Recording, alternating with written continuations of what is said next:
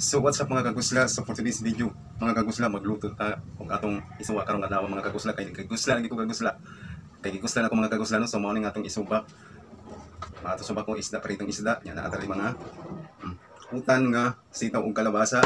Ang uban pa natong mga sangkap, sibuyas, kamatis, may sili tadi, may taong ug saluyot. So nagpalaso ako na ning ibutang ang mga lamas dito. So let's go. Ito ang mga kagusla, lamutan na nato ang mga lamas. So mao ni akong napalit nga mangga gahapon mga kagusla. Nakuha ni mga kaguslaw. Ang daraw na kabuok. Ang mga bayaran ni 40 na kabuok. O di ba? Grabe ang dagko kay siya. Kung sa tawag din sa inyong lugar mga kagusla, comment lang sa comment section. Kung sa tawag din sa inyo nga, kini mangga kay dagko kayo. So kalimbukan naman mga kagusla ang atong ipainit nga tubig sa kaserola, ato ning ilunod ang lalagyan natin tong pritong isda. Okay, let's go. So mga kagusla, dahil kumulo na yun, kumulo na yung ating pinainit na tubig, so ilalagyan na natin itong mga gulay. Sunod natin itong mga gulay mga kagusla. So let's go. Ito na yung isunod ang taong. Okay, let's go. So ito mga kagusla, ito yung ating panghuli, yung dahon ng saluyot. Grabe, ang dami na dahon ng saluyot ito mga kagusla. Wow, busog-busog ito na mga kagusla. Ayan, mga sagbot sa Bisaya. Sagbot nga utan. So ako na itong ipakuluan, wala na akong ipakita ang pagtimpla mga kagusla kay nag-lisod ko no. So ako na itong itimplahan and then ako na siyang iputang unya.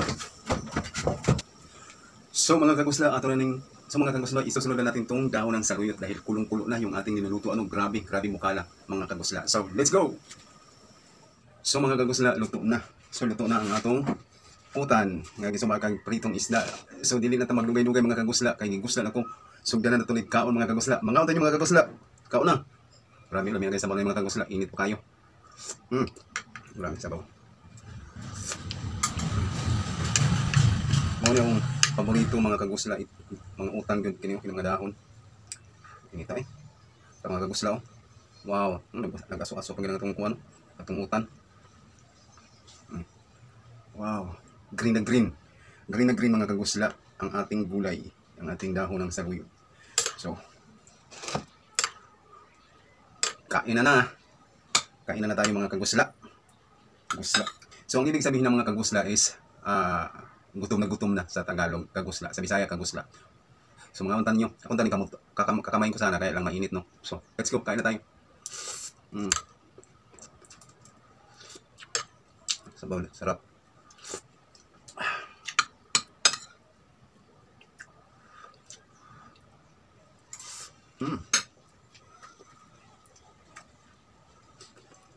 Sarap.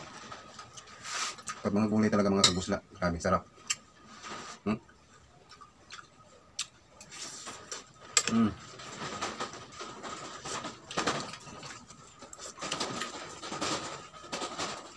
Sarap. Mapapadami na naman ang kain ko nito mga kagusla. So dahil sa ating lutong ulam.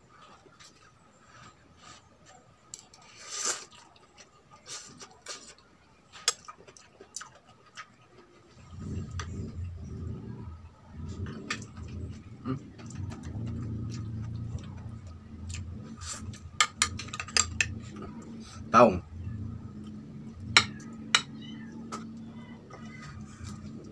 Kanya na taong. Kahapon yung niluto nating talong. Kahapon yung niluto nating taong. No? Ito man siya ang kuan sa ito man ang kanang kuan ang mga liso. Nga kung siyang gipikas, dili oh.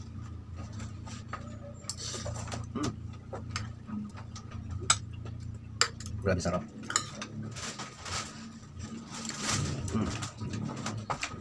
Pritong isda. Awal kayo.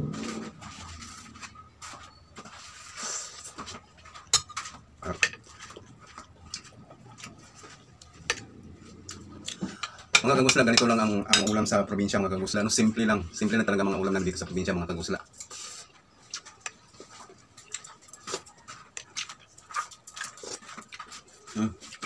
Grabe mga kagusla.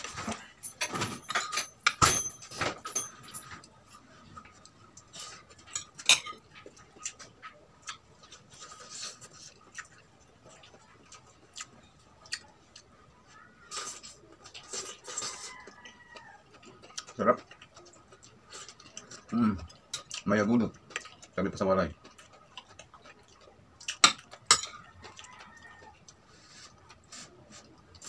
Hmm.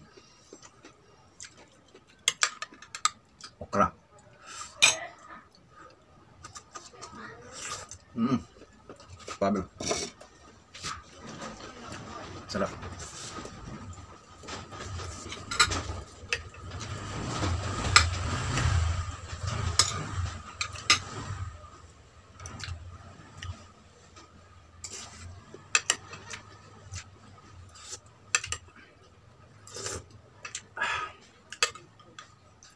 Okra. Yung mga kalabasa parang nadurog yung kalabasa, mga kagusla. Hmm. Alam mo, sitaw.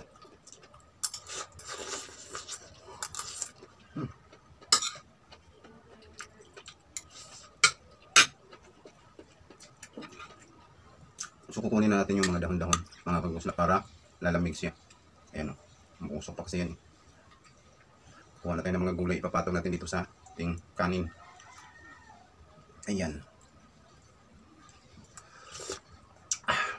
Suwabe. Suwabe ang sabaw mga kagusla, grabe. Panalo kalata.